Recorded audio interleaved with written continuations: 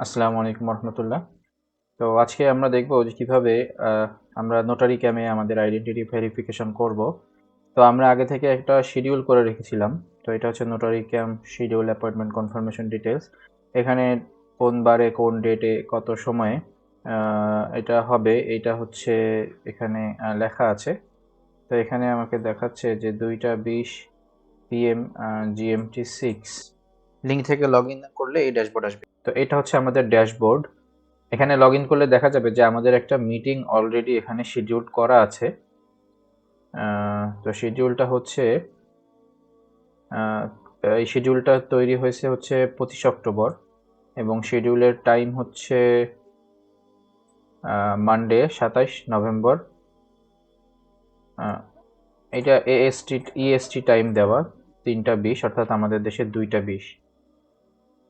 হ্যাঁ, বাংলাদেশে 2টা 20। তবে এখানে পার্টিসিপেন্ট হচ্ছে আমি, আমার নাম আছে এখানে, আমার ইমেইল অ্যাড্রেস এবং মোবাইল নাম্বার এখানে। তো এটার এখানে কিছু ডকুমেন্টস আছে, আমি যে দুইটা ডকুমেন্টস আপলোড দিয়েছিলাম, একটা ইআইএফ ফর্ম এবং আমার পাসপোর্ট। এই দুইটাই ওরা মূলত ভেরিফাই করবে। হ্যাঁ, তো এটা যখন 2টা 20 বাজবে তখন আমি এই মিট উইথ নোটারি এই বাটনটায় ক্লিক করব। তো মিট উইথ নোটারি এই বাটনে ক্লিক করলে এই পেজটা আসবে। তো এটা হচ্ছে সেই নোটারাইজেশন পেজ। এই পেজে মূলত আপনার সব ভেরিফিকেশনগুলো হবে। তো এখানে আমি থাকবো এবং আমার সাথে এবং আপনার সাথে একজন যে ভেরিফাই করবে সে থাকবে, স্ট্যাসি পিকেট আমার সাথে ছিল।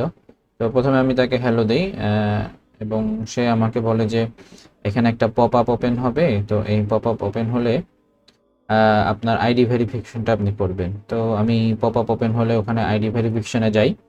আইডি ভেরিফিকেশনে গেলে এখানে আপনি আপনার ওয়েবক্যাম দিয়েও ভেরিফাই করতে পারবেন, অথবা আপনার ওয়েবক্যাম যদি ভালো না হয়, যেটা আমার ক্ষেত্রে ছিল, আমি আমার মোবাইলে শিফট করি। ওখানে একটা অপশন আছে যে ভেরিফাই উইথ আদার ডিভাইস। তো ওখানে ক্লিক করলে ওখানে কয়েকটা অপশন আসে যে এসএমএস দিয়ে লিঙ্কটা পাবেন অথবা কিউআর কোড দিয়ে। আমি কিউআর কোড দিয়ে সিলেক্ট করেছিলাম। আপনি কিউআর কোড দিয়ে এটা আপনার মোবাইলে কোনো কিউআর কোড স্ক্যানার থাকলে সেটা দিয়ে স্ক্যান করে আপনি লিঙ্কটায় প্রবেশ করতে পারবেন। লিঙ্কে প্রবেশ করার পরে আপনাকে ছবি তুলতে বলবে আপনার পাসপোর্টের।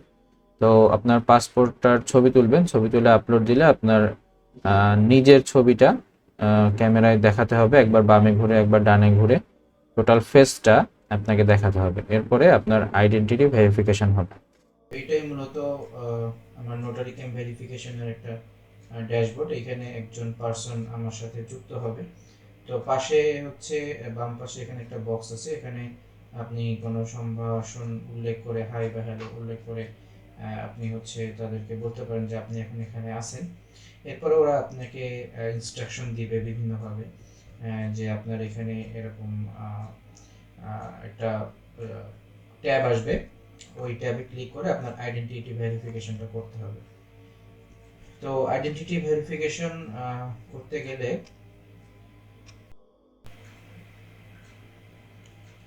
আচ্ছা, তো এই যে একটা ট্যাব ওপেন হলো। তো আমি ওখানে ক্লিক করলে আমার আইডেন্টিটি ভেরিফিকেশন করতে বললো। তো এখন একটা পপ আপ, এখানে আইডেন্টিটি ভেরিফিকেশন করার জন্য যে ইনস্ট্রাকশন আসবে আপনার সেই অনুযায়ী করতে হবে। এখানে অপশন আসে যে এনআইডি নাকি হচ্ছে পাসপোর্ট। আপনি পাসপোর্ট দিয়ে ভেরিফিকেশন করবেন। যদি আপনার ক্যামেরা ভালো থাকে তাহলে এই ওয়েব ক্যামের সামনে আপনি হচ্ছে আপনার আইডেন্টিটি প্রুফ করতে পারবেন। বাট আপনার যদি ওয়েব ক্যামটা ভালো না হয়, ক্লিয়ার ছবি না আসে, সেক্ষেত্রে আপনি ডিভাইস সুইচ করে মোবাইলের মাধ্যমে এই কাজটা করবেন। অথবা আপনার যদি আগে থেকে পাসপোর্টের ক্লিয়ার ফটো হচ্ছে ছবি তোলা থাকে, আপনি সেটা আপলোড দিতে পারেন। যদি তারা অ্যাকসেপ্ট করে তাহলে আবার নিচ থেকে আবার ছবি তুলতে হবে না। আর যদি না করে তাহলে আপনাকে ডিভাইস সুইচ করে মোবাইলে নিয়ে তারপরে হচ্ছে আপনার এটা ভেরিফাই করতে হবে।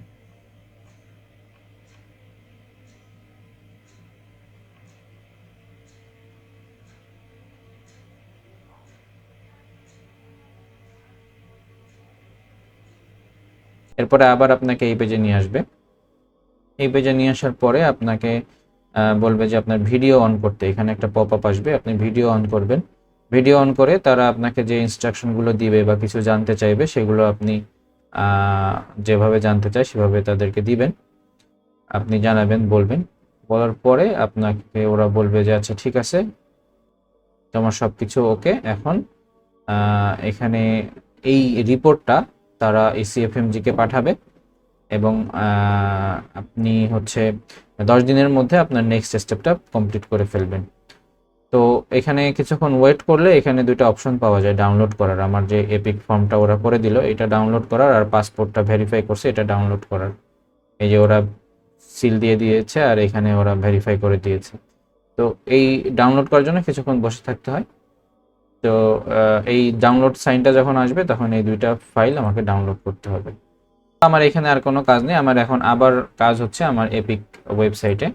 তো এখান থেকে আমি এখন চাইলে লগ আউট করতে পারি। নোটারি ক্যামের মাধ্যমে আইডেন্টি ভেরিফিকেশনের পরে আমাকে এপিক থেকে এই ইমেইলটা করেছে।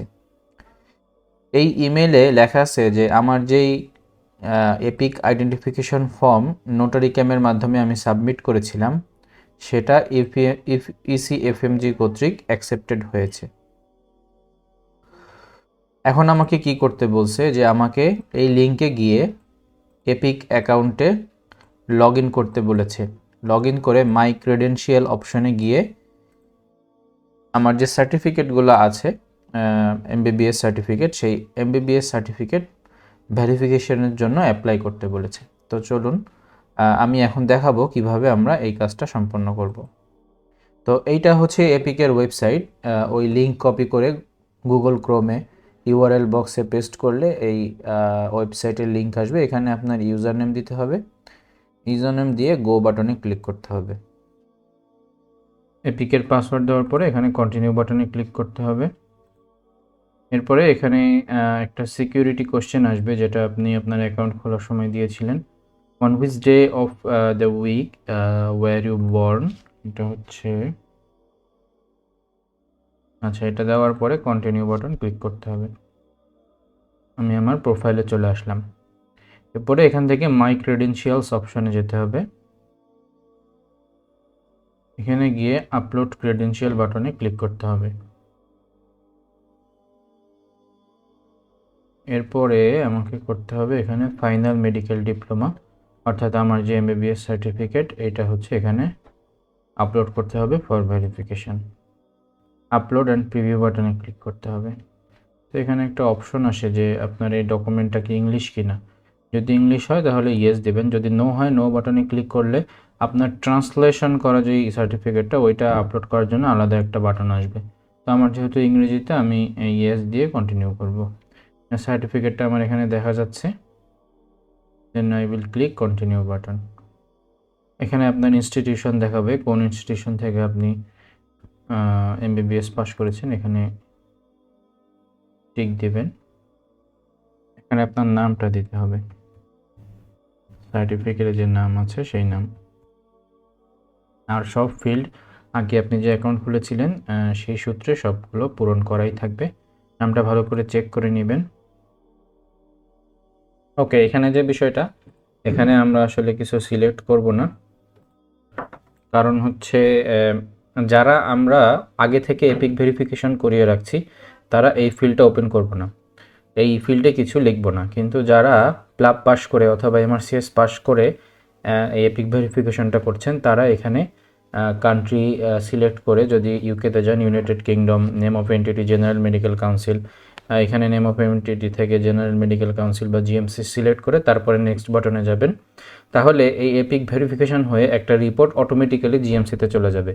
কিন্তু আমরা যারা আগে থেকে এপিক ভেরিফিকেশনটা করে রাখতেছি, তো এই ক্ষেত্রে আমরা এই রিপোর্টটা পাঠাবো না। হ্যাঁ, যদি রিপোর্টটা পাঠাই তাহলে আমাদের পরবর্তীতে আবার যখন আমাদের পাস করার পরে আমরা আমাদের প্লাব পাস অথবা MRCS পাস করার পরে যে সার্টিফিকেট ভেরিফিকেশন করব তখন যে রিপোর্ট পাঠাবো তখন আমাদের আলাদা করে কস্ট দিতে হবে না। একবার report epic automatically without any cost জিএমসিতে পাঠাবে। কিন্তু যদি আপনি এখন ভেরিফিকেশন দেন বা এই request and epic verification report, এই রিপোর্টটা জিএমসিতে পাঠান, তাহলে দেখা যাবে যে পরবর্তীতে যখন এটা এক্সপায়ার হয়ে যাবে তখন আপনার আবার তাদেরকে $60 পে করতে হবে। তো এটা দরকার নাই, আমরা এখন যেহেতু রিপোর্ট পাঠাবো না, আমরা শুধু আমাদের সার্টিফিকেটটা ভেরিফাই করব। তো এই জন্য পরবর্তীতে যদি আপনি এই রিপোর্টটা পাঠাতে চান তখন আপনাকে বসে মাই রিপোর্টস ট্যাবে গিয়ে এটা পাঠানো যাবে পরবর্তীতে আবার। তো আমরা এখানে নেক্সট বাটনে ক্লিক করব। আচ্ছা, এখানে বলছে যে আপনি এটা সিলেক্ট করেন নাই যে অটোমেটিক্যালি এপিক ভেরিফিকেশন রিপোর্টটা কোনো একটা এন্টিটির কাছে যাবে, আপনি কি কন্টিনিউ করতে চান কি না। তো আমরা ইয়েস বাটনে ক্লিক করব। তাহলে এখানে টোটাল $100 পে করতে হবে। আমি প্রসিড টু চেক আউট দিলাম। এখানে আপনার কার্ড ডিটেলস দেওয়ার পরে আপনার আই অথরাইজ দিস ট্রানজ্যাকশন এই বাটনে ক্লিক করতে হবে।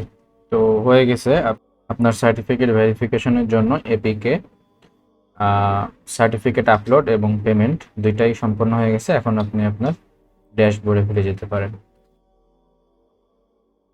তো এরপরের কাজ আসলে হচ্ছে আপনার ইউনিভার্সিটি বা কলেজ, মেডিকেল কলেজে ওরা হচ্ছে আপনাকে এই সার্টিফিকেটটা পাঠাবে এবং সেটা ভেরিফিকেশন করে আপনাকে আবার সেটা ওদেরকে পাঠাতে হবে। তো আমাদের 3 নম্বর টিউটোরিয়ালে এই পর্যন্ত হচ্ছে আপনাদের জন্য নির্দেশনা। এরপরে কলেজ কর্তৃক যে কাজগুলো সেগুলো আমি যখন সম্পন্ন করব তখন বিস্তারিত আবার ভিডিও করে আপনাদেরকে আরেকটা শেষ টিউটোরিয়াল আমি দেওয়ার চেষ্টা করব ইনশাআল্লাহ। তো আজকের মতো বিদায়। আসসালামু আলাইকুম রহমতুল্লাহ।